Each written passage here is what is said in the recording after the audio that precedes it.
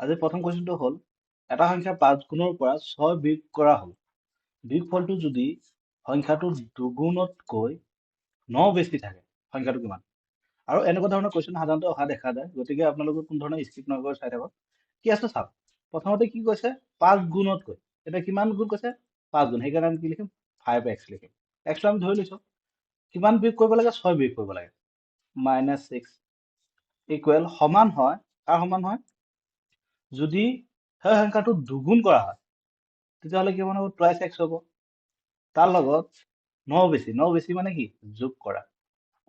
এই এই সমীকৰণটো যদি আমি সমাধান কৰো তেতিয়াহ'লে আমি ইজিলি পাৰিম। চাওক এই 5x আছে, ইয়াত টুৱাইচ x আছে, এইটো চাইড লৈ আহিলে কিমান হ'ব, 5x - twice x is equal two কি হ'ব, 9 + 6 হ'ব।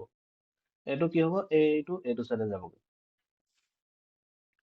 তেতিয়াহ'লে এটা 5টা x পৰা 2টা x গুচি গ'লে কিমান থাকিব, 3টা x থাকিব। আৰু এইটো যদি প্লাছ কৰা হয় কিমান হ'ব, 15 হৈ যাব। এতিয়া x ইজিকেল টু কিমান হ'ব, 15/3। এইটো কাটাকাটি কৰিলে কিমান টাইম যাব, 5 টাইম যাব। অৰ্থাৎ x ইজিকেল টু কিমান, তেতিয়াহ'লে সংখ্যাটো কিমান হ'ব, 5 হ'ব। ঠিক আছে, আকৌ এবাৰ বুজাইছো। যিহেতু কি আছে 5 গুণৰ পৰা, আমি সংখ্যাটো কি নাজানো, আমি x বুলি ধৰিছো, আমি সেইটো ধৰিছো কি x বুলি। তেতিয়াহ'লে 5 গুণ, তেতিয়াহ'লে সেই সংখ্যাটোৰ লগত 5 গুণ কৰিলো। তাৰ পিছৰ পৰা তাৰ সেই সংখ্যাটো যোনটো 5 গুণ কৰা হৈছে তাৰ পৰা কিমান 6 মাইনাছ কৰি দিয়া, তেতিয়াহ'লে তাৰ পৰা 6 বিয়োগ কৰা হ'ল বুলি কৈছে, তেতিয়াহ'লে ইয়াত 6 বিয়োগ কৰি দিছো। তাৰপিছত কি কৈছে, দুগুণতকৈ 9 বেছি বুলি কৈছে, সেইকাৰণে টুৱাইচ x লিখিছো, তাৰপিছত কি লিখিছো 9 বেছি, যিহেতু কি আছে 9 যোগ কৰি দিছো। ঠিক আছে, তাৰপিছত এই টুৱাইচ x টো সমীকৰণে এইটো চাইডে আহিলে মাইনাছ হয়, সেইকাৰণে টুৱাইচ x দিছো। আৰু এই 6 টো মাইনাছ হৈ আছে, এইটো মাইনাছ হৈ থাকিলে এইটো চাইডে গ'লে কি হ'ব, প্লাছ হ'ব, এইটো প্লাছ হৈ গ'ল। তাৰপিছত 5টা x পৰা 2টা x গুচি গ'লে কিমান থাকিব, 3টা x থাকিব। ইয়াত কিমান থাকিব, ইয়াত এই দুটা প্লাছ কৰিলে 15 পাম। তেতিয়াহ'লে ইয়াত x ৰ লগত 3 টো কি আছে, ইনটু হৈ আছে, ইফালে গ'ল ডিভাইড হ'ল। এতিয়া x ইজিকেল টু কিমান হ'ল, 5। 2 নম্বৰ কুৱেশ্যনটো দি আছে, এটা সংখ্যা 1/4 ভাগৰ লগত 4/5 অংশ এটা যোগ কৰিলে 126 হয়, সংখ্যাটো কি হ'ব, সংখ্যাটো ওলাব লাগে।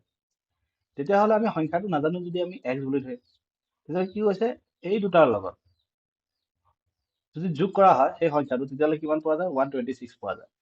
তেতিয়াহ'লে আমি এনেকুৱা লিখিব পাৰো, x * 1/4 + 4/5 ইজিকেল টু কিমান, 126 পোৱা যায়।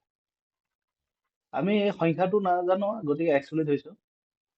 গতিকে এনেকুৱা চিটুৱেশ্যনত এইটো ভিতৰলৈ যাব, x/4 হ'ব, প্লাছ এইটো কি হ'ব, 4x/5 হ'ব, ইজিকেল টু কিমান হ'ব, 126।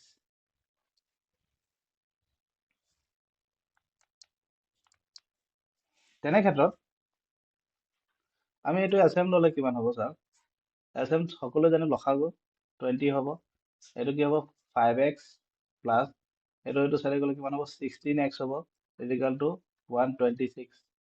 একেবাৰে ইজি হয়। তেতিয়াহ'লে এই দুটা যোগ হৈ গ'লে কিমান হ'ব, এই দুটা যোগ হৈ গ'লে 21x ইজিকেল টু, এইটো হৰণ হৈ আছে, এইটো চাইডৰ লগত কি হ'ব, ইয়াৰ লগত কি হ'ব, পূৰণ হ'ব, অৰ্থাৎ 126 ইনটু 20 হৈ যাব। তেতিয়াহ'লে চাওক x ইজিকেল টু 126 ইনটু 20, এইটো পূৰণ হৈ আছে এইটোৰ লগত, তেতিয়াহ'লে এইটো চাইডে আহিলে কি হ'ব, হৰণ হ'ব, অৰ্থাৎ 21 হৰণ হ'ব। ইয়াত কিবা যাব, ছবা যাব, ইজিকেল টু 6 ইনটু কিমান হ'ব, 20 ইজিকেল টু, তেতিয়াহ'লে এই দুটা পূৰণ হ'লে এইটো 6 × 2 = 12, আৰু এই 0 টো 0 বহিব, গতিকে সংখ্যাটো কিমান হ'ব, 120। গতিকে এনেকুৱা শ্বৰ্টকাট আপোনালোকে কৰিব পাৰিব। গতিকে এইটো হ'ল আনচাৰ, গতিকে সংখ্যাটো কি হয়, 120 হয়। ঠিক আছে, এইটো হ'ব আনচাৰ। 3 নম্বৰ কুৱেশ্যনটো দি আছে, এটা সংখ্যাৰ দুগুণৰ সৈতে সংখ্যাটোৰ 20% যোগ কৰিলে সংখ্যাটো কিমান হয়, কৰিলে 222 হয়। ঠিক আছে, এইটো আমি অতি সহজে কৰিম। চাওক আমি সংখ্যাটো নাজানো, x বুলি ধৰিলো, লেট x। ঠিক আছে, তেতিয়াহ'লে ইয়াত কি কৈছে 20%, এতিয়া x ৰ 20% কিমান হ'ব, x ৰ 20% কিমান, সেইটো ওলাম ফাৰ্ষ্ট টাইম। তেতিয়াহ'লে x ৰ 20% বুলি ক'লে তেতিয়াহ'লে কি হ'ব x ইনটু 20/100 হৈ যাব কাৰণ পাৰ্চেণ্ট যিহেতু আছে ঠিক আছে এইটো যদি কাটো কিমান টাইম যাব 1 টাইম যাব ইয়াত কিমান টাইম যাব 5 টাইম যাব অৰ্থাৎ কি হ'ব x/5 ওলাই আহিব এতিয়া প্ৰশ্নটো কি কৈছে দুগুণ সেই সংখ্যা দুগুণৰ সৈতে এই 20% যোনটো ভেলু হ'ব সেই 20% তেতিয়াহ'লে সেইটো যোগ কৰিব লাগিব অৰ্থাৎ কি হ'ব 2x ৰ লগত 20% ভেলু কিমান পালো x/5 পালো তেতিয়াহ'লে কিমান পোৱা যায় 220 পোৱা যায় এইটো কুৱেশ্যনটো যদি এইখিনি বুজি পাইছে তেতিয়াহ'লে আৰু প্ৰব্লেম নাই এনে ক্ষেত্ৰত ডাইৰেক্ট চিম্পল কৰি দিয়ক এইটো লগত এইটো পূৰণ কৰি তাৰপিছত এইটো যোগ কৰি দিলে হ'ল এলচিএম ল'লে হ'ল চাওক x ত 10x হ'ব plus x 5 is equal to 2 to 0 আৰু কিমান হ'ব 11x/5 is equal to 2 to 0 এইটো ক্ৰছ মাল্টিপল কৰি দিলে কি হ'ব x is equal to কি হ'ব 2 to 0 divided by 11 এইটো কি হ'ব 5 হৈ যাব ওপৰত এই 5 টো ওপৰত যাব এই 11 টো তলত আহিব x টো x ৰ ভ্যালু ওলাব লাগে এটা 11 টি কাটিলে 1 টাইম যাব এইটো কি হ'ব 2 টাইম যাব is equal to 0 to 0 অৰ্থাৎ 20 into 5 ওলাই আহিব কিমান হ'ব 100 হ'ব x ৰ ভ্যালু 100 গতিকে সংখ্যাটো কিমান হ'ব 100 এইটো হ'ব আছে ঠিক আছে এনে ধৰণৰ কোৱেশ্চন পাবৰ কাৰণে আপোনালোকে মোৰ চেনেলটো সাবস্ক্ৰাইব কৰিব লাইক কৰিব লগতে শ্বেয়াৰ কৰিব আজিৰ কাৰণে এয়াই বাই